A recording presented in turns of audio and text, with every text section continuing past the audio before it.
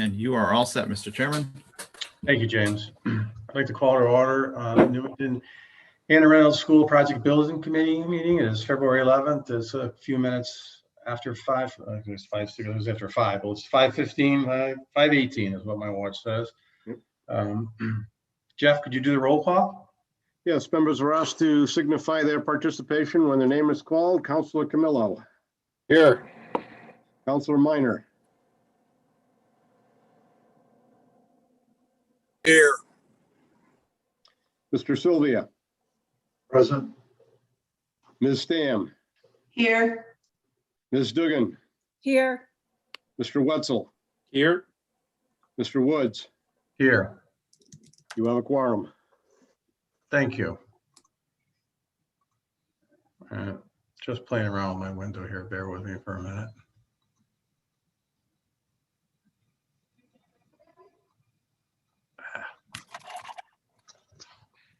Okay.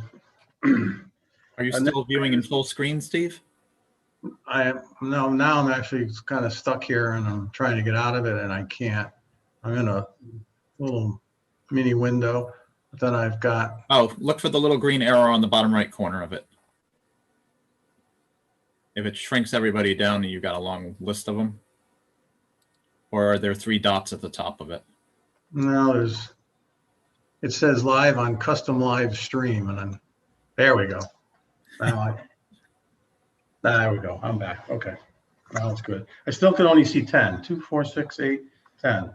And it won't let me scroll left, right, up or down. So I'm going to count on you, James, for raised hands and stuff for the people that I can't see. Okay. You got it. Thank you. Next item is take action on prior meeting minutes. Jeff sent those out from the February 4th meeting. Hopefully everybody had a chance to review them. If nobody has any questions or corrections, I would entertain a motion to accept the February 4th, 2021 meeting minutes. Make a motion. Made by Cindy, a second. Second. Second by Mike Camillo. Any discussion, comments? All those in favor signify by saying aye. Aye. Aye. Aye. And motion, anyone opposed or abstaining? No, motion passes unanimously. Thank you, everyone. Next item is public participation. And we have 11 people in there. Yeah. At this point, anybody interested in speaking can use the raise hand feature in the participants window of Zoom or *9 on their telephones if they're calling in.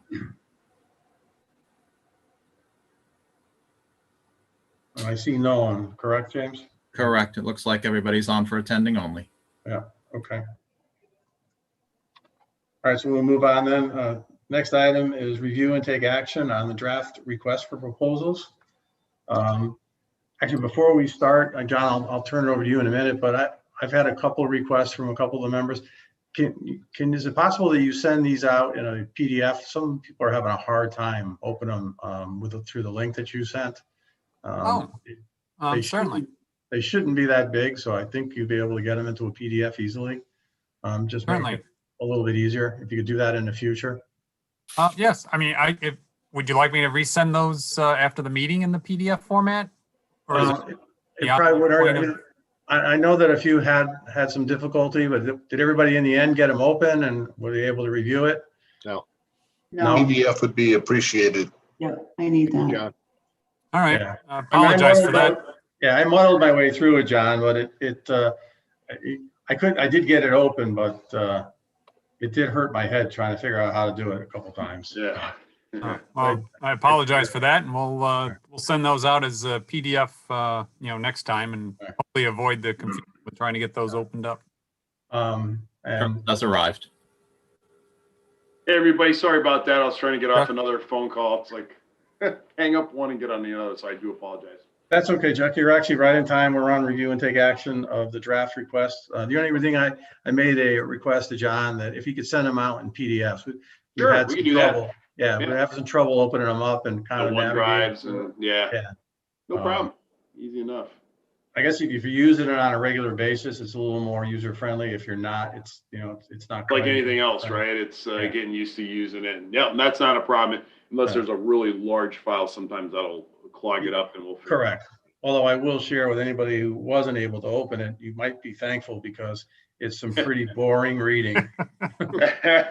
Very technical.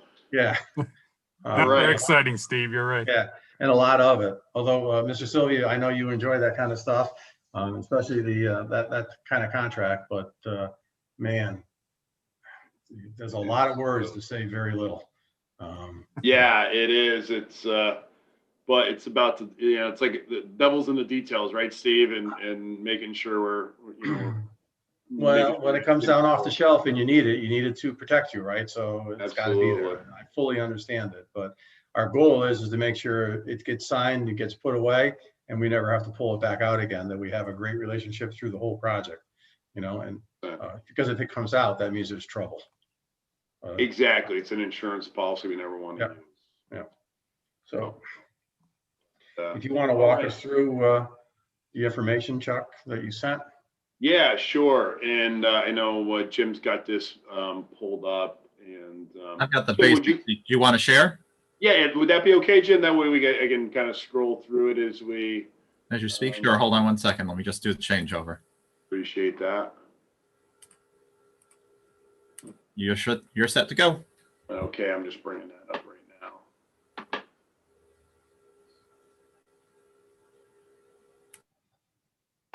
All right. You see the RFP here, okay? Yes. Yes. Can you see it? Okay. So we're just going to go kind of through the contents of the RFP for those who may not have had to. So the RFP will have more detail than the RFQ. This has only been, this has not been issued publicly. It's only been issued, will only be issued to the 4 shortlisted firms for that. In the RFP, you can see a scope of design services. We talk about, the actual scope of the work.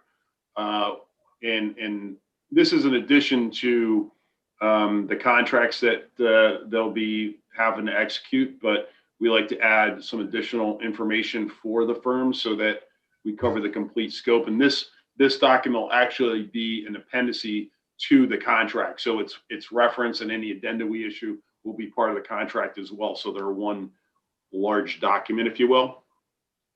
We talk about site survey, geotech borings, phase 1 environmental site assessment. That is a historical review of the site that was done by Enviromed this past summer, and we'll talk about that. But basically, there wasn't any recommendations or what they call areas of concern on the site that would further warrant further study based upon their findings. We went as far as level 1, correct? And they did not recommend going to 2 or 3. That is correct. Yeah.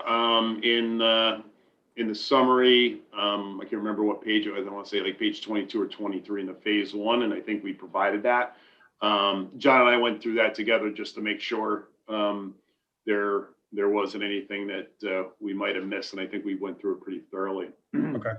Talk about hazardous materials investigations for the building, Connecticut DEP for projects that have a disturbance area of over 5 acres, which this one may not be that, but what we like to tell them is that they have to prepare the documents for that permit, and it has to be filed at least 60 days before construction. Otherwise, DEP could probably hold us up, and we don't want that to happen. That's a lessons learned from a past project on my behalf, so we make sure we get that incorporated. Talk about the owner architect agreement. Those are the AIA documents, and then also tell them that working group meetings during construction, they may be required to attend meetings with us outside of the contractor meetings. It doesn't stop once it goes to construction. So make sure we cover that. Talk about the selection process, presentation, interview, talk about the submissions, pretty standard stuff. And then again, the appendices here, there's 3 contracts. It's AA contracts, and these have been heavily modified by Colliers to benefit owners.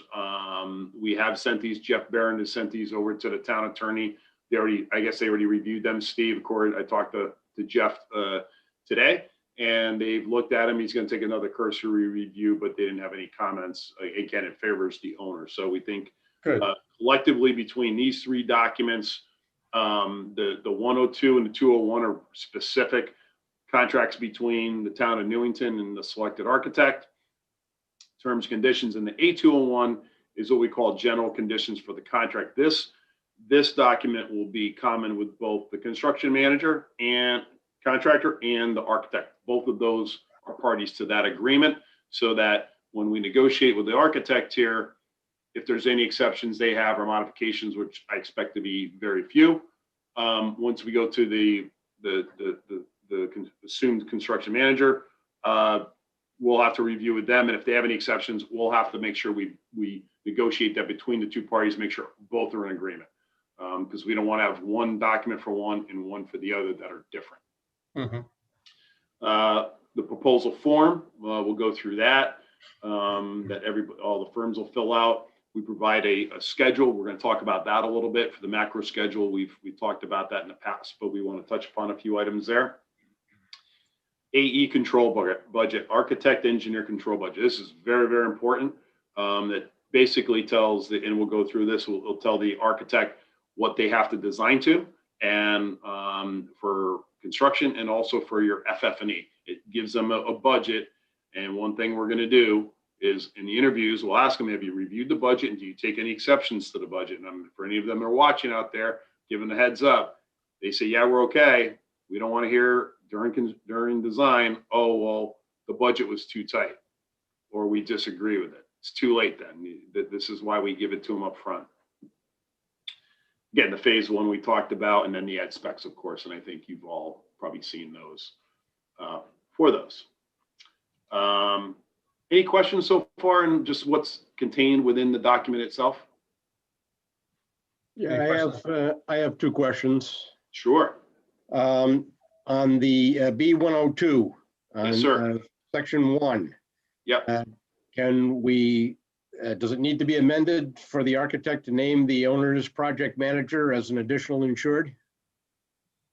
I didn't see it in there, so that may be the case. Yeah, I believe they have it in there is an insurance that says the owner and their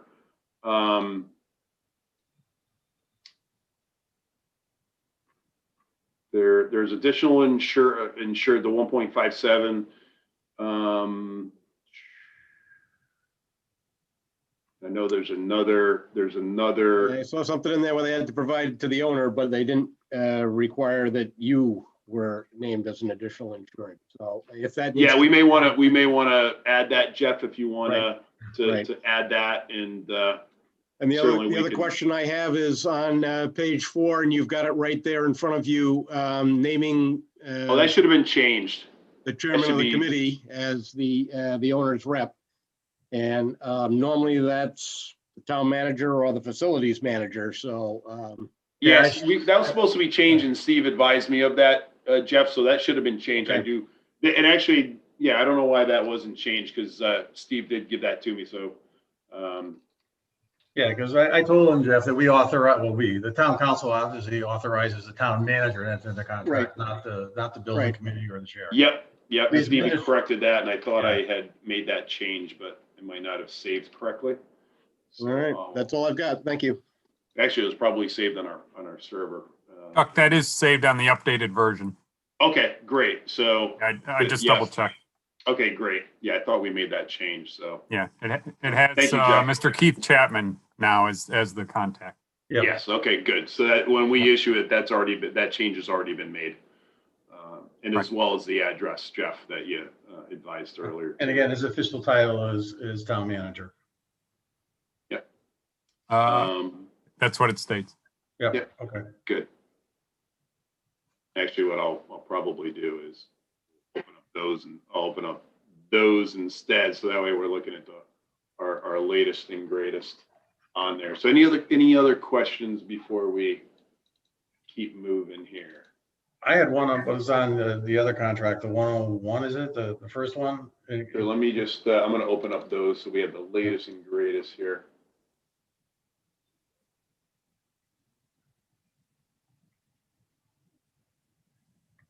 I mean, most of it is pretty boilerplate. It is definitely well-written in the owner's favor, that's for sure, which is And which document were you looking at there, Steve?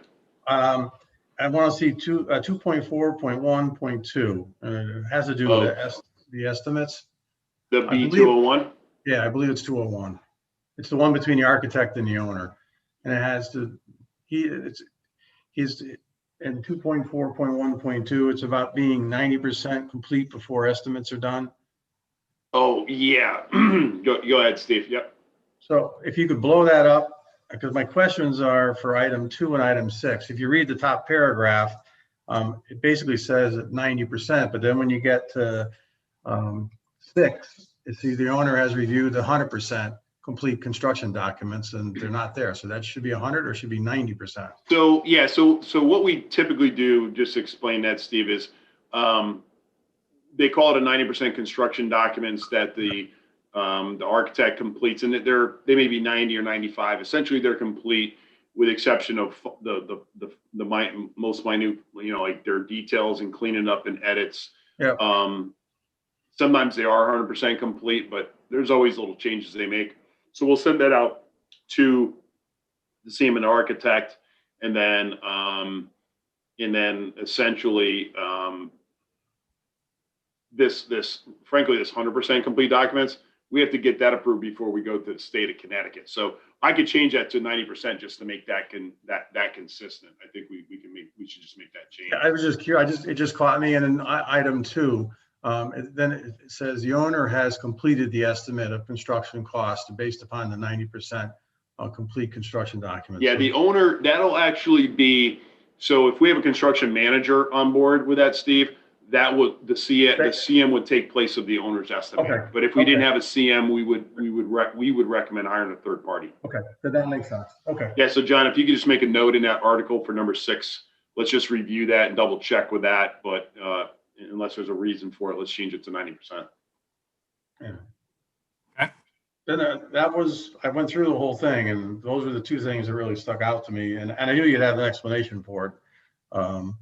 But the rest of it I thought was pretty well written.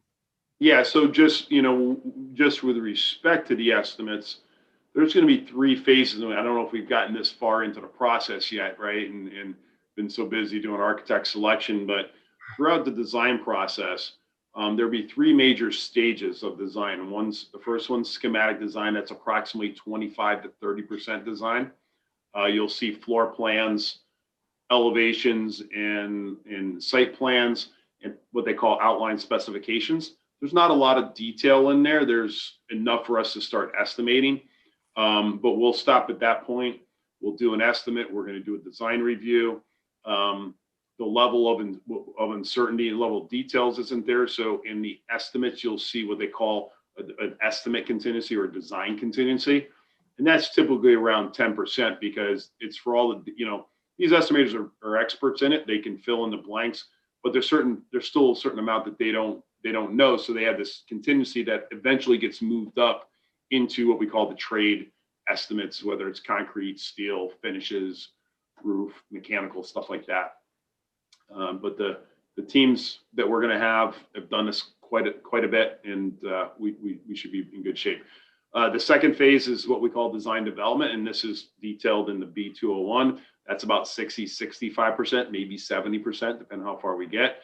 We'll stop at that point again, and we'll go through the whole process again. We'll issue to the 2 estimators.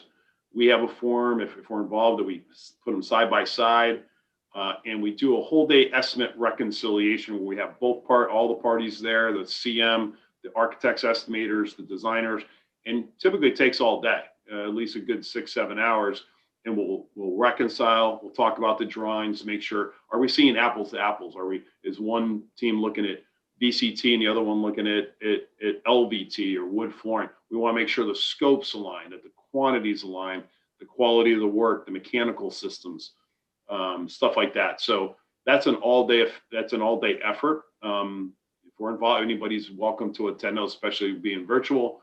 They're kind of boring. They're somewhat detailed, but anybody, and then what happens is the estimators go back, and a third one happens at that 90% construction document. So we're testing the documents 3 times against your budget. And throughout that time, if it's tracking over budget, The designer is responsible for, and the team, frankly, is responsible for giving you suggested value management items, value engineering. Essentially, there are changes in materials. There might be cuts, somewhere in the budget, but basically giving you a path to keep you back, get you back on budget. Because we don't want to keep proceeding to the next step unless we have a path forward, and that's what budget management is about in the design. Yep. And I fully agree in that, and we've always done that in the past. And hopefully we'll be able to keep an owner's rep so we have a little bit more expertise to guide us through that process. And then my last question on the contract is really, you don't even have to go back to it. It's just the ability for the architect to draw down. Are those standard percentages for the design, concept, design, development, and then full drawings, or is that negotiable? It is negotiable. We typically, and in here, I think we had a percentage. It might be in the other contract. I think it's like 15, 25, 35, and then Yeah, we have a prescribed typically for those. So here, this is in the 201. Yeah. If it's, and we can do it either way. But we have a guide where we say schematic 15, design development's 25%, and these can vary. We'll ask, a lot of times I'll ask the architect, do you have a scheduled value? So we just want to make sure it makes sense. It may not be exactly this, totally up to you. But as long as, we don't want it front loaded where there's 5% for construction administration. We want to make sure in that, and in our fee proposal, and I think we have in our fee proposal that we ask them for these specifically. okay. Line by line. Do they rec through? We do, yes. Through a payment requisition form like contractors do? For the architect, yeah. So their requisition, their invoice will have each of these line items brought out. I'm gonna bring up. So we get a schedule of values just like you would from a subcontractor. Absolutely, yeah. Right. Same thing for the architect, and they'll do percentage based typically. Yeah. I'm gonna bring up the fee proposal form. John's got it open already. So So if you go back to like the schematic design, they could draw against that. It's not 15%, you have to be complete. If you think they're 10% complete, we would, if they rec for it, we would pay it. That's how that would yeah, work. correct. If we're involved, Steve, we're gonna get, so this is the fee proposal form. Yep. And you see schematic design phase, and Yeah. each of them are gonna break this out. And, we want to see the lump sum bottom line, but we also broke out FF&E and design and procurement Yeah, I because saw that. state of Connecticut asked for that as well. They're going to ask for that in that process. So we've been asking for that. And then also site survey and geotech, we want to have those broken. So more detail, the better, right? It's like a schedule of values, and we make sure that they don't bill more than that line item, that agreed line item, until you approve the reconciled estimate for schematic design. Let me ask you a question on that FF&E and line item now. Is that because, again, when projects start going awry, that's where the money comes from, because it's the last thing to go in, so that you make sure you don't end up with a brand new school and no money to put the equipment in? Well, this is actually just for their fee to design the FF&E, Steve. Mm-hmm. So this is just their fee to Oh, design I'm it. sorry, you're right. Yeah, Yep. I understand now. Yeah. But in the control budget, okay, and this is the control budget appendix F, we've designated the amounts for the furniture, fixtures, and equipment. And bottom line is the total budget. These may move, in the process, but they're responsible for designing to that. And ideally, you keep that frozen. You don't really want to dip out of that if you can help it.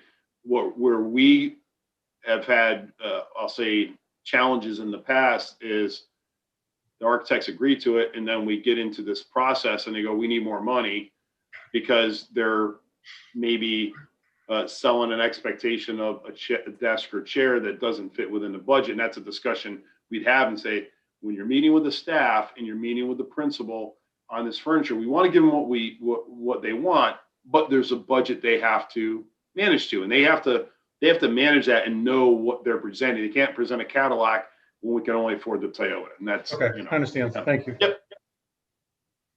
Some other questions, Chuck? Yeah. I see a couple of hands that are up. Yeah, again, I apologize to the committee members, but I only, right now, I see 8 people. That's it. Steve Sylvia, I think, has his hand up. Thank you very much. Yeah, I noticed in my reading of the documentation that we have no monies allotted for passive energy solutions such as wind or solar. And I'm kind of curious in the project budget that we haven't tried to call that out or align any type of monies for passive energy solutions. Yeah, Steve. So, in it, and I think we reviewed these way back when the project at a minimum has to design to the Connecticut high performance building requirements. That's a state law. That's equivalent to silver lead, a lead silver elevation. The only difference is we're not submitting all the paperwork and getting the plaque for it. The state of Connecticut, it's adopted, and I think the new energy codes are equivalent to that as well, if I understand it correctly.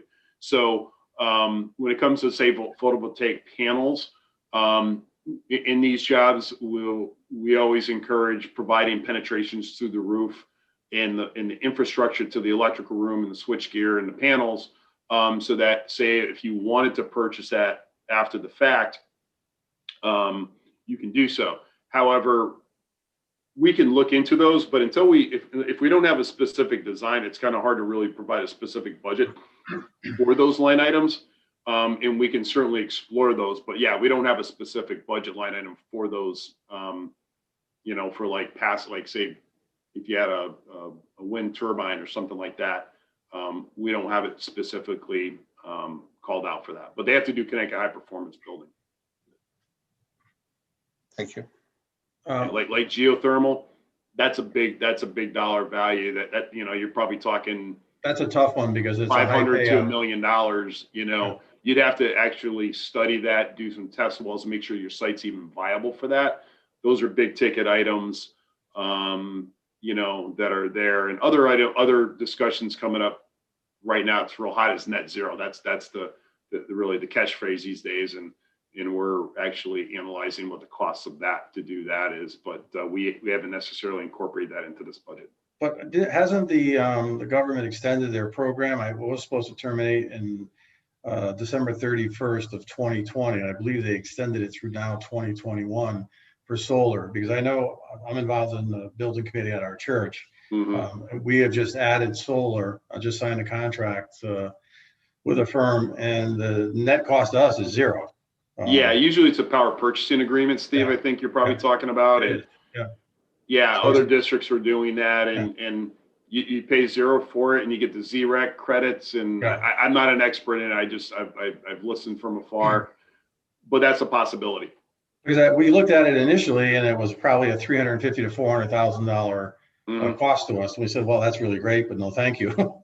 And then they came back, and it was a zero, which I think the town is actually looking at now for some of their town-owned structures. So maybe we can, get involved with them and offer up this school as well as maybe some other schools if they're interested. Again, I'm not trying to put my nose where it might not belong, but if it's available and we could do one of these power purchase agreements, and maybe it's time to do it, or at least plan for it. Yeah, and the key thing is like we're doing, right? Yeah, we always recommend putting in penetrations in the roof. The key thing is analyzing the structural capacity of the roof, because this was back in 65, early 60s, late 50s it was built. So what we'll have to do is analyze, the roof loading capacity. Typically we say that's an additional 5 pounds per square foot dead load. And if it can accommodate that, otherwise, in order to reinforce that entire roof, you're talking some big bucks to do that, to structurally reinforce it. So we can analyze it and evaluate it, and that usually comes up in the course of the project. But a great question by Mr. Sylvia, and thank you for bringing it up, Steve. Mr. Chairman, you have Councilor Camillo and then Councilor Minor. Okay, go ahead, Councilor Camillo. Hi there. I know the town itself, Keith Chapman has talked to someone right now about all the buildings in town for solar, and Anna Reynolds, all the other schools were included in that. So it's something to look into as we go forward too. And maybe that roof was built a lot better than today because we had a lot more snow back in the 60s. Mm-hmm. Hopefully so. Thanks, Mike. Yep. James, it's interesting too, because I just brought up the, wait a minute. Yeah, I am in, oh, here we go. Okay, if I go to participants, I can see it. So Chris Minor, I see your hand is up. I'll keep this window open. That'll at least help me. It's fun, I know. Yeah, it isn't easy. There's too many things you got to watch. Go ahead, Chris. I'm sorry. Good. Thanks, Dave. Appreciate it. Yeah, I just wanted to go back on the VE adjustments that you referenced, Chuck. Yeah. I know depending on how the contract's written and depending on the scope of the building committee, I would hope that in this evolution going through this building that we'd have the opportunity to analyze VE adjustments on a committee level versus being done on a staff and construction team level. Is that something you've experienced both ways, or what's been your experience to the best outcome? So for when we're involved, it is 100% the building, because the building committee, you're in these projects responsible and the owner of, for the fiscal side of things. So what would happen is in that estimating effort, we're over budget. We're going to, as a project team, make a list of recommendations or suggestions, and then put dollar values to those and present them to you in a meeting like this, and walking through all of those, explaining them. There might be some drawings associated with them. End of the day, it's up to you 100% which ones you accept or which ones you reject. Or do we do add alternates? We may say, hey, it's easy to do an add alternate for this select, value management piece. And I was just going to bring up, I was just going to show you an example of our, what we have done. Where's my? But just, Chris, too, so you know, at least this is how we've done it in the past. We will probably authorize, whether it be the construction manager, our OPM, or the chair of the committee, to do some minor ones, just so work doesn't stop flowing, and we'll set a limit at $1,500, $2,500, just some minor ones, but anything major would always come back to the committee. Yeah, because it just seems like some of the minor adjustments are fine to keep things moving along. Yeah. But I know coming out of schematic and into, far along as, the CD version is you start getting into major changes required to meet the budget that you've got. And that's where I would like to make sure that the committee as a whole has to weigh in to how it proceeds versus just a short list of these are your two alternatives and not looking at everything along the way. Yeah, definitely, Chris. And that's when you start to get what I call creep, right? That's when it starts happening, because the more people you bring in, the more ideas they are, the more things that they want. So that's why, again, we keep looking at it all 3 times through the 3 different design phases of it to make sure that we can look at anything you want, as long as it continues to keep us on budget and on target. Go ahead, Chuck. Yeah, Okay. see, this is just an example, and this is, I don't have the latest of it there. We have a more recent version, but this just kind of gives you an idea of the list. This is how we kind of track these. And this is one from this past fall. And you can see how they're listed. We'll put a trade value. The markup value is for the CM markups associated with it. And then we can go through one by one with your committee and go, you want to accept it or not? And it's an accept or reject. If we reject it, a value would get put over in the rejected column. And this form keeps track of it for us, so we can see, okay, we need to find $250,000. We can track that and see where we're at the whole time. But bottom line is the controls review. The project team, the consultants, do not have the authority to say we're going to incorporate a VE without your approval. That's some of them are common sense, like changing electric feeders to aluminum feeders.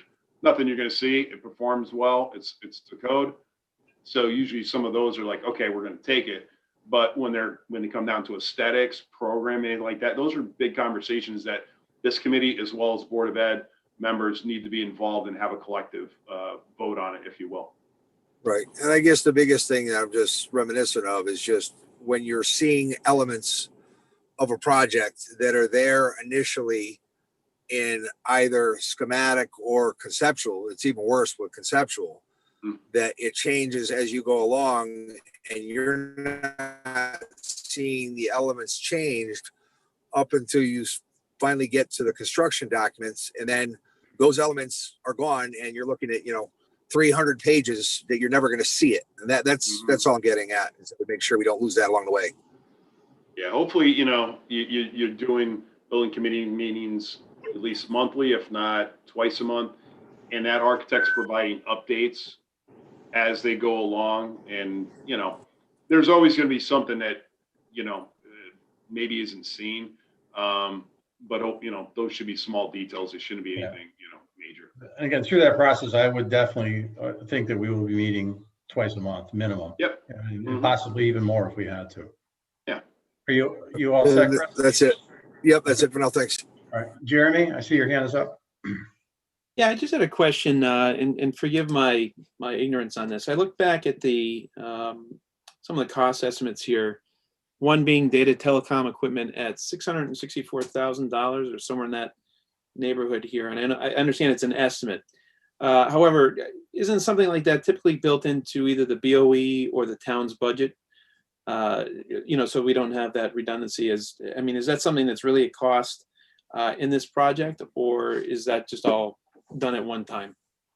No, for a renovation project, Jeremy, these are included in the renovation stats. You could say if you elected to, if you already set it aside as a collective owner of the town, you could do that. You certainly are more than welcome to, but because you have renovation status, you're going to get reimbursed at your reimbursement rate for some of this cost. So this doesn't include the infrastructure. So like your outlets and runs and your Cat 6 wires going from the MDF out to the classrooms and so forth.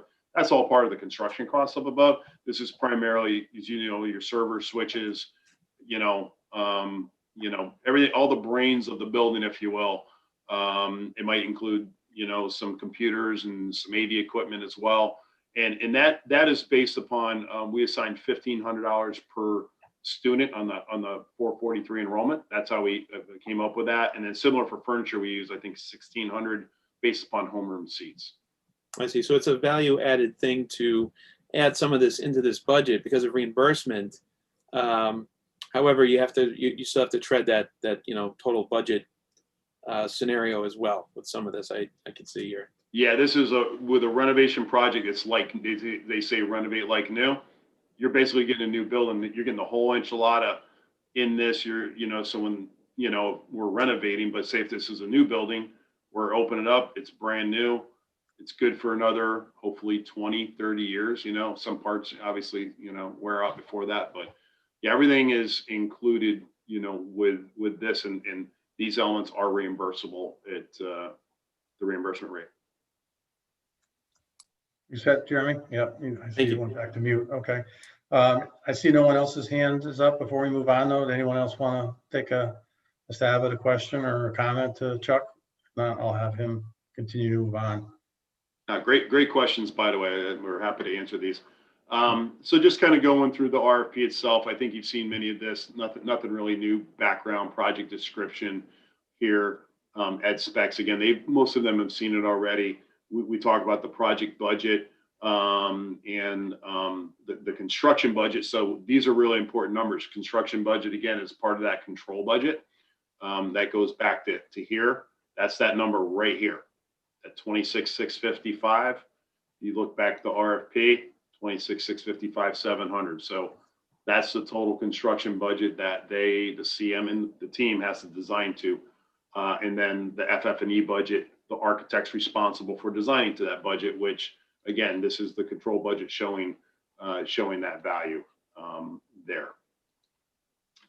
We get into project estimates. Again, architect's responsible for having a professional estimator on board, which they do.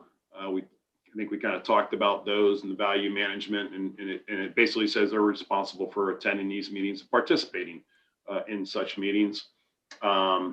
So project schedule, we're going to bring that up in a minute, but we give them our project schedule. We're going to bring it up and talk about that a little bit and some of the assumptions we're making and things to be aware of associated with that. Project delivery method, we're assuming a construction manager here. This is totally up to your committee, of course. But with a renovation project and the fact that it's occupied construction, we highly recommend a construction manager versus a general contractor. You have more flexibility with the construction manager, they're brought on board earlier in the process and design. So it's part of the project team versus a general contractor. They give you a lump sum bid, and if you don't specify all the phases and everything correctly, they're hitting you with more change orders, and it's the predominant delivery method, for that. I can't even, Chuck, I can't even think of one. And again, I don't know all of them, but is there any large scale project now, school that is going to construction? Yeah, Mansfield Elementary School, brand new school out in Mansfield, Really? Connecticut. And that's a big school. Yeah, it's a K-8, I believe. Yeah. It's they're going general contractor. Fortunately, Really? it's a new project on a new site. So, they're going to have the whole site to themselves. So in that case, I can see that. I mean, we did it for years, right? But even that's unusual, even with a new school. You don't see that very often. It's rare. It's rare. We don't see it too often, but yeah. Also, what did it take 3 or 4 referendums to get that passed, to get built? It was a mess out there. But yeah, that's going general contractor. Last Okay. I knew. Special requirements. We just tell the architect that number one, they have to provide all the documentation that's required to go through the process with the state. There's at all those schematic design, DD that we talked about. We'll have to go and meet with the state upon completion of that. Okay. I Yeah, see Chris checklist. Chris Minor has his hand up again. So Oh Chris, yeah, Chris. and you're muted, Chris.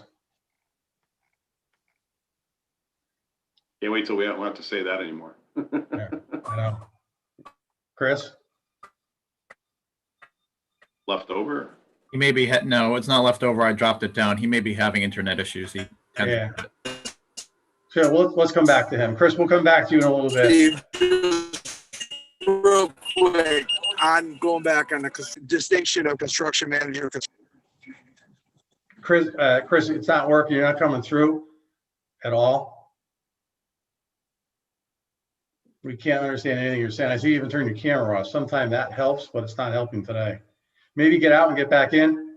That sometimes will work. Why don't you try that, and we'll let Chuck go on until I see you come back. Okay? Yeah, even calling on the cell phone. Yeah, call on yourself.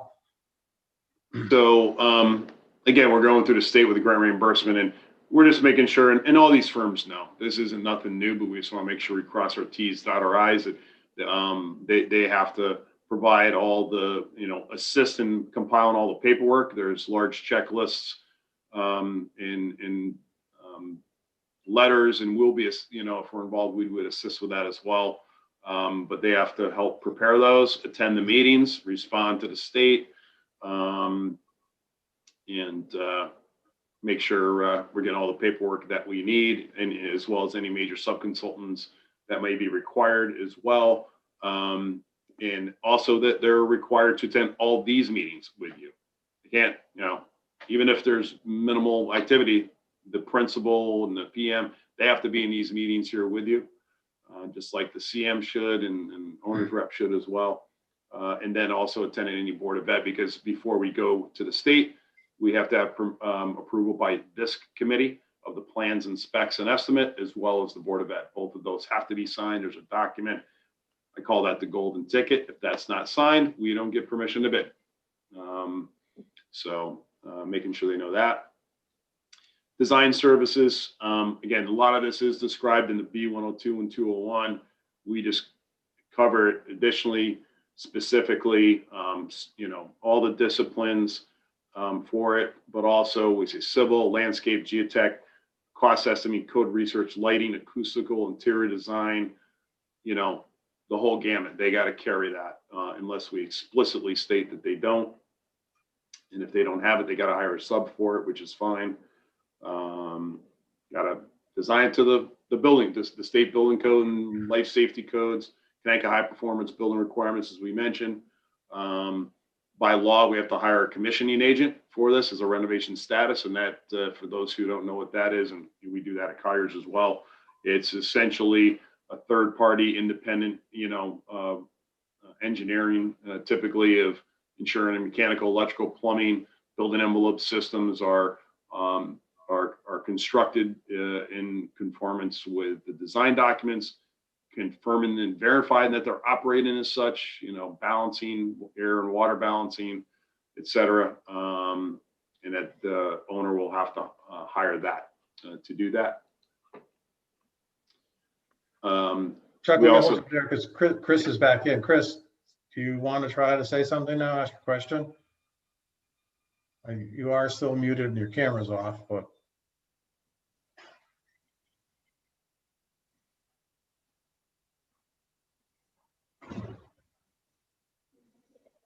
Sylvia, maybe Steve's got his hand up.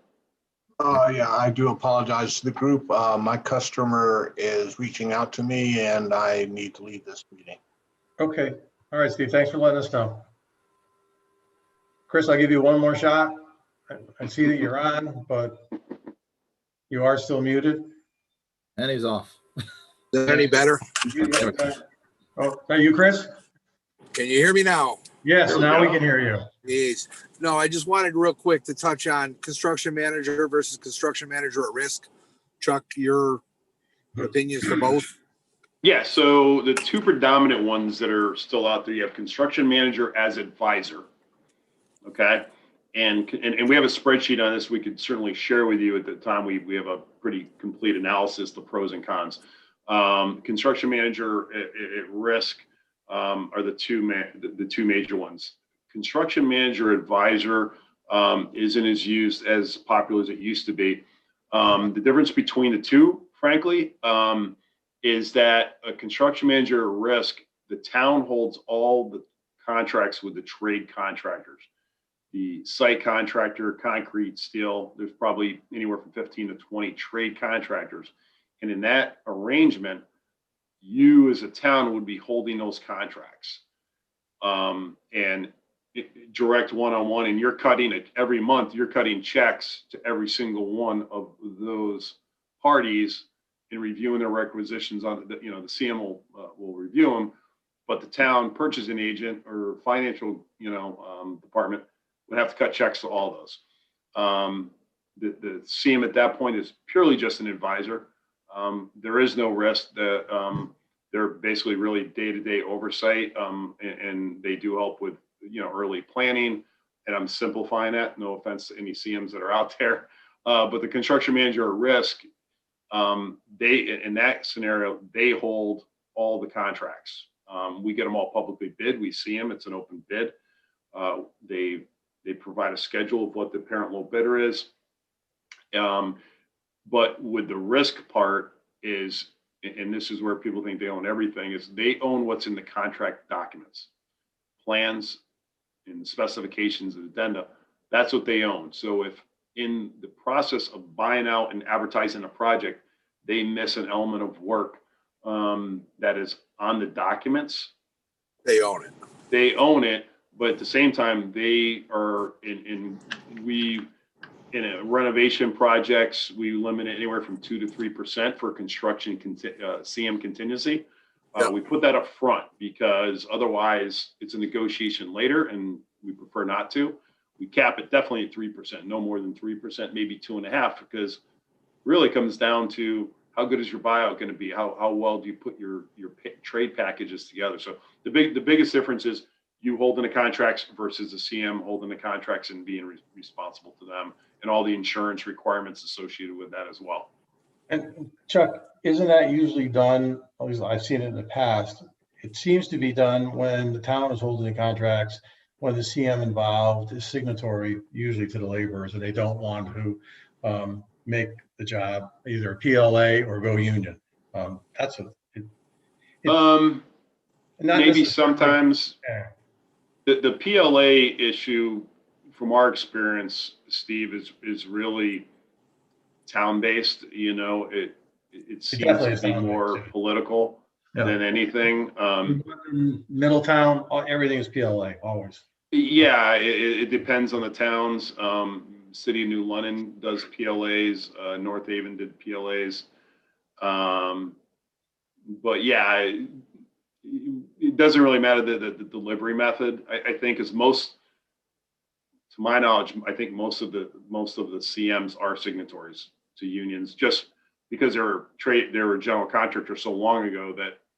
Yeah, although some of them are breaking away now, because there's Yeah. obviously more CM work than general trades contractors, right? So they're all doing exclusively CM work. Yeah, pretty much for the most part. Most of them don't self-perform. So it doesn't benefit them to hold the Well, laborer's they're contract. considered a professional service. They're not even though they're a contractor, yes, but they don't typically self-perform. I think the state, that's a whole nother discussion, but they're a professional partner with you. And it's an open book process that they divulge, here's the cost. They get a certain fee, profit, 1.5% to 2% typically. But it's an open book process, and they're a partner with you, and they're there to be there on your behalf, just like we would be. Oh, okay. Yeah. All right, Chris, anything else? No, that's it. Just wanted to clarify that. And it basically puts two professionals on the team of the town is what I was trying to get at. Thanks. Correct. Okay. All right, Chuck, go ahead. And then we talked about we wanted to clarify some additional requirements. We've talked about the construction phasing. I think we talked about in interviews, and making sure that the design team is coordinated with the CM and that their design complements the phasing. They just can't design it like it's a new school and there's no phasing. There's going to be phasing. And I think we talked about that a bit with the importance of the mechanical. So we want to make sure, we don't want to get down the road and we're reviewing the CDs and we go, well, wait, and the CM and us, we're reviewing and go, well, this thing doesn't work the way we're phasing it. Well, I'm not responsible for it. Yeah, you are. It's in the RFP for that. The temporary layouts, if we have to do those temporary rooms in, say, the media center or whatever, we're making them responsible for providing that design as part of their services, because normally they wouldn't. So we need to be very specific with that. That's a good catch, I think, again, on behalf of the owner. That's something that could easily get mixed. And yeah, they're just designing it, and you say, hey, we want to do temporary rooms, and we got to do a couple walls and outlets, and it's not a hard task, but it does take time and money, and so we're buying that in this RFP. Okay. It's easier to buy before the contract signed, for sure. Site and field verification measurements of the existing facility. We want to make sure that they're getting into the facility, confirming measurements, going above ceiling tile. And there's a limit to it. Don't get me wrong. They're not going to tear the whole school apart. There are going to be field conditions and hitting conditions that we're going to run into. It's just the nature of renovation. So, but we just can't say we're going to take the existing plans that we have and go off of that. You got to get out in the field and verify. And then also we talked about the recent electrical upgrades that Lou's taking care of, and with the new transformer and moving it, we just want to make sure we're coordinating with that, checking the the voltages and service of that transformer. Just try to give as much information as we can. Again, they're responsible for preparing any permits that if we have to go to DEP, the general stormwater permit, local planning and zoning, wetlands, all the permits. They're experienced firms. They know what they need to do, included in your price. We don't want to get an ad service. If there's something that comes up out of the blue, we don't anticipate, maybe, but they're experienced. They should know it. We talked about a third-party code consultant. So by statute, your building official can request that you hire a third-party code consultant. That is in the budget. We've accounted, I think we put in $25,000 for that, to hire an independent consultant to do the review. There's quite a few people out there that do this, but they work on behalf of the building official to help with the review process. But ultimately, they don't replace the building official. They work on their behalf. Building official is still the authority having jurisdiction. Yeah, and still has to sign off, right? That's correct. They're the authority. Recommending that the building official sign off because it meets the codes. That is correct. Documents. Yep. Site survey. They're going to have to do a full survey of the property, because of any site work we do.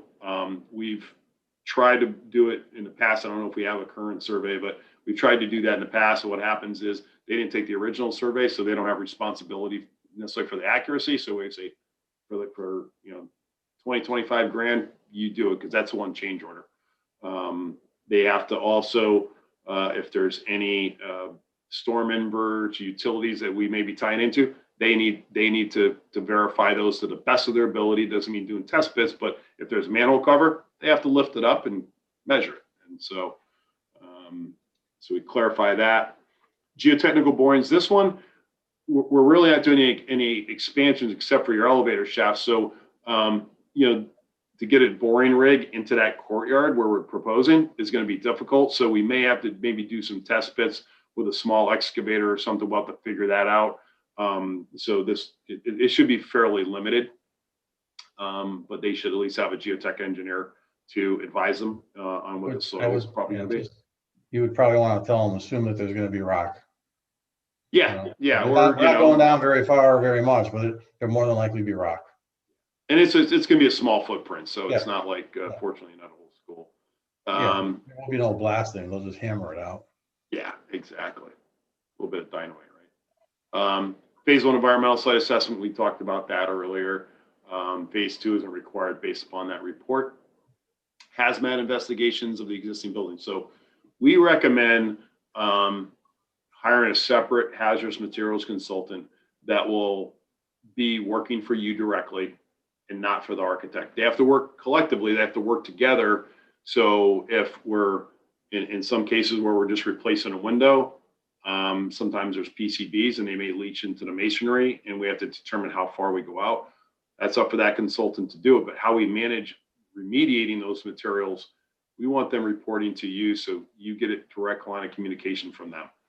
I believe, Jeff, you can respond to that, but I believe this is how we've always done in the past, correct? We almost always. That's correct. Yeah, most of these architectural firms will not carry insurance for that. On top, they prefer it this way, and it's definitely cleaner, I think. It is. Actually. Again, this is just more detail on the Connecticut DEP general permit for construction. It's any major construction project, you have to have it. This one, again, I don't know how much site we're going to be disturbing, but we're being conservative here and tell them that, we bold it. They got to submit this 60 days before construction, because if we get held up, we don't want to hear, oh, we didn't know. We're putting them on notice. Architect's agreement, we kind of talked about these a little bit, and we let them know which ones those are. Talked about the working group meetings, again, during design and then in construction. Those may continue. They have to attend those. We don't want to hear, oh, well, we didn't account for the meetings. You got to attend them. So make sure that's covered.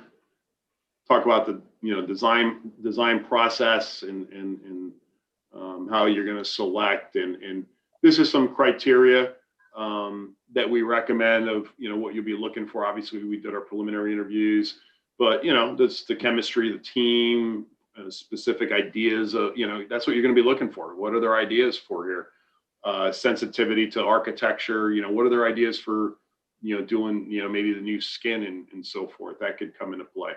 A commitment to design specification materials readily available from the U.S. I think we've heard that before. Use them locally procured. Comments on budget, cost control, construction. So, again, these are just some of criteria. Basically, you're collectively going to interview and say, who do we think is the best firm amongst other ones? And again, some of the recommended, criteria for it is fees. The references, we're going to be reaching out, getting those references from each of the firms, one for project in design, project in construction, and one recently completed and currently in closeout or has been closed out.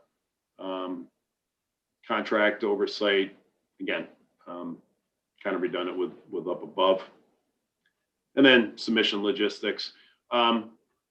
Everybody okay with distributing these digitally? There's only going to be 4 firms. We could probably email them out to you. I believe that's how we should do it. Anyone object to that? No. No. We'll have 2 hard copies, so Jeff can put them in the town folders, and we have to keep these on record for audit. But we'll get a USB drive, and so so they'll come in with that. fee proposal will be separate. And any questions, we'll go to John Kopos directly, and we'll coordinate with Jeff just to make sure, we have Jeff, so make sure, as a town representative, he sees the questions, and the addendums will go directly out to the firms, but we'll copy Jeff just again for matter of record, freedom of information, and so forth.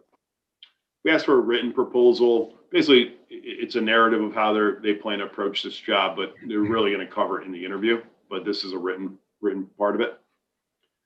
And again, fee proposal form. We want hourly rates of all their firms and their staff. Termination amendment, so you guys can terminate anytime if you need be. They can reject any proposals, and then again, appendices here that we talked about. So that's a kind of a quick overview of that. I want to just bring up the schedule. Any questions based upon that? It took a little over an hour. Yeah, we like to be thorough. Yeah, we covered a lot of material though in there, so I'm glad we did. I think it's going to help the committee members who are new to this to start to understand the depth of decisions that we'll be making and what goes in to just basically taking an existing school and trying to make it new again. It's a pretty detailed, entailed process, and again, I'm very excited about it. I think that this is a great opportunity for us, for the town, and I'm glad to be working with a great group of people to move this forward. If there's any questions, feel free, Steve, pass them through you. Yep. Contact us. We'll be happy to get on a call to help explain it a little bit.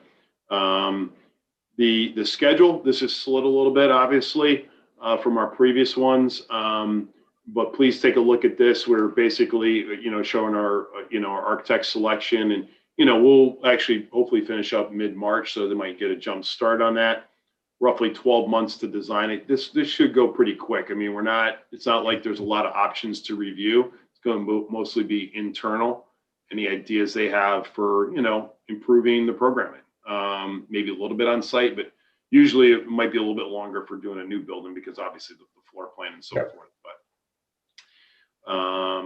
we're showing we're on the priority list. Hopefully come this summer, we got a letter for a grant commitment. It says, yes, you are getting reimbursed. And then, next fall, you'll be able to start submitting grant reimbursement requests and getting some money back from the state. In our original schedule, we had construction we tried to start it in the summer of 2022. One thing John and we've been talking about is potentially doing an early bid package to do some enabling work in the temporary classrooms that we need to facilitate doing that phasing. So we might recommend modifying this to show an early bid package and tell them they're responsible for preparing those, and then let the contractor get in the summer. So when the kids are gone, when they come back, we're ready to go and we're not holding up construction. So and so we're probably going to recommend that to you. And then right now we're assuming 18 months. This could go 20 months. I mean, it's an estimate here. Obviously, we don't have a detailed construction schedule at this point when the construction manager comes on.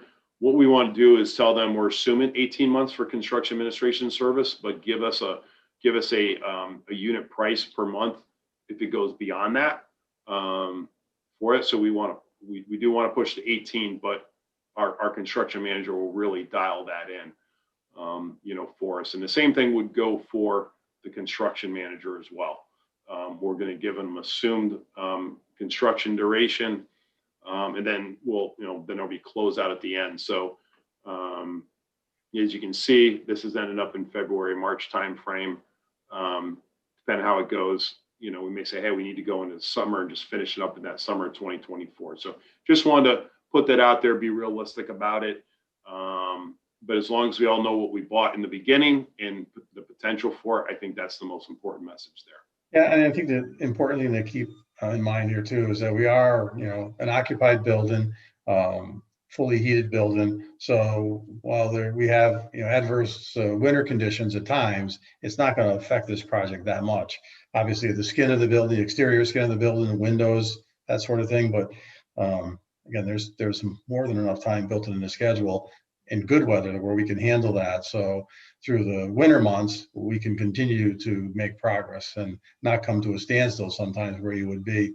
And actually, what I'm seeing more and more now, even construction sites, they're shutting down for snowstorms. That never happened before, but they're starting to do that now. Yeah, I'm looking at our attendees. We got all our architects watching us. Hello, I see that. architects. I just looked. Yeah. How's everybody Councilor doing? Minor has his hand up. Chris Spiner has his hand up. Go ahead, Chris. Thank you, Steve. Just clarifying again, Chuck. So on the architect is set to a specific period of time for construction. And in the event that construction runs longer than that, that they're eligible to collect unit pricing per month beyond that, but not necessarily, they don't always necessarily bill that. Am I correct in that? I think it depends how far we go, Chris, and that's something once you select, a firm, I think we want to have a discussion with that, maybe with the, subcommittee, yourself and maybe Steve, or whatever, and talked about, hey, what's the smartest way to go about it? Because I think, it's always best to know up front, if this happens, how are we going to handle this and go about it for that. So sometimes you go beyond and some do, some don't. It really, it's a business decision. It's a relationship decision, right? And going, okay, is it worth doing it? Or are we just closing up and we only have 2 months, Right. Right.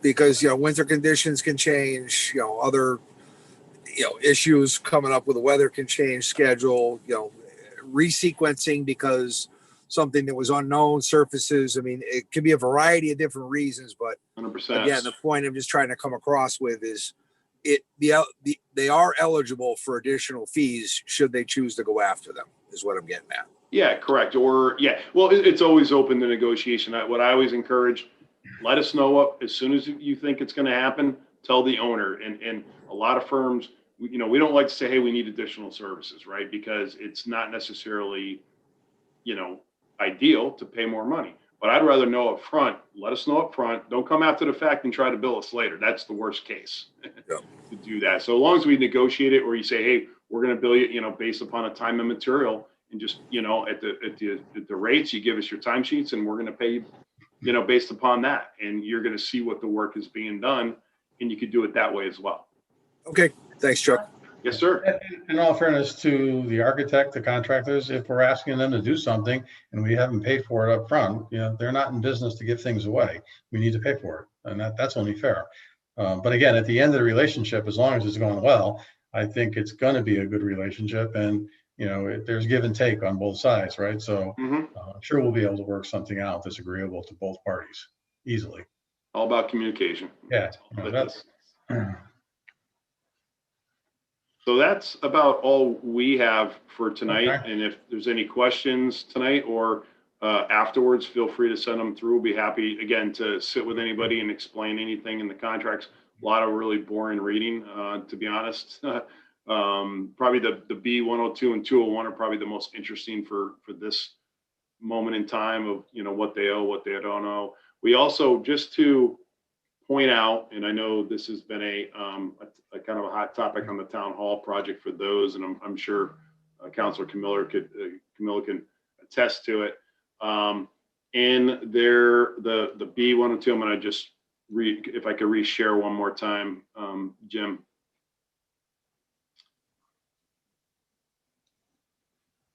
Let's see if I can share here.